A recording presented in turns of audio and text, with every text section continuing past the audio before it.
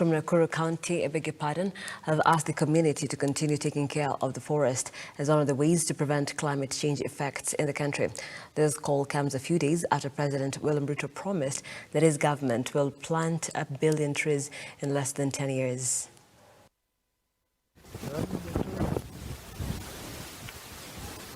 Slow but sure wins the race. That may be the mantra for Kenya's efforts to achieve its long-sought forest cover of 10%. For the past 2 years, the Kenya Forest Service, in partnership with other organizations, have been incorporating locals in effort to curb threats to forest existence, with Dundori Forest being among the beneficiaries of the reforestation initiatives.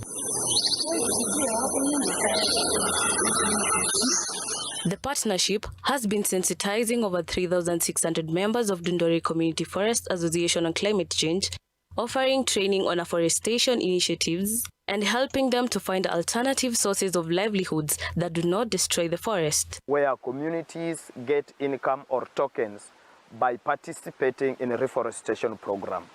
There are 3 entry levels. Communities are able to provide labor for reforestation, where they get income. Communities are able to supply seedlings for reforestation program, where they get income. Communities are involved in the nurturing, maintenance, and sustainability of our sites, where they are engaged as community volunteers to nurture the trees and also add a social fence around the program. According to Mr. Aibata, 81,500 indigenous tree seedlings have been planted in the forest in the past 3 months through the joint program. At the moment, we have to involve the community because now they provide the cheap labor. That is, they do the planting of trees in the forest and then they do take care of. Currently, the CFA, Dundori Conservation Community, has members of 3,600, but not all that are involved. We have few who do take part in most of the activities in the forest. Mostly they're around 1,200. Those are the ones who are actively involved in the conservation, planting and maintaining of the forest. ITF Program Manager Wycliffe Matika indicates that growing more indigenous trees in the forest besides restoring soil fertility has other diverse uses. Matika now encourages youths to channel their energy into tree planting, which helps them earn income and safeguards their future from climate change effects. In Kenya, we have a total of 1,100 species, indigenous species, but out of it, we have 142 that are threatened with extinction.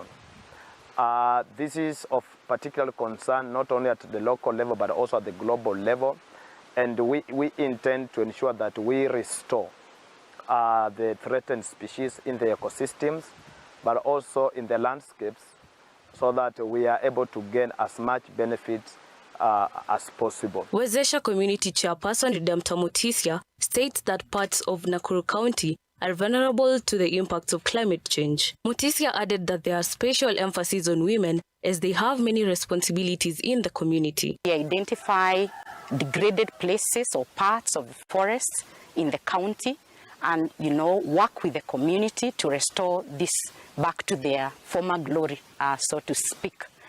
We also are actively involved in women empowerment, and specifically we are seeing the not so active involvement of women.